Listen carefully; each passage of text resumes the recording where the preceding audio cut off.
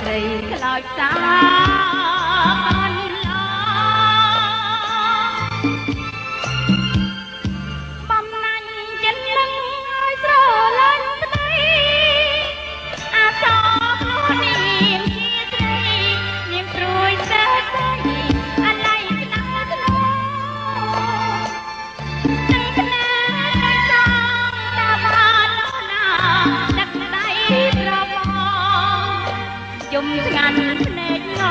ងឹតផងបងហើយវេទនា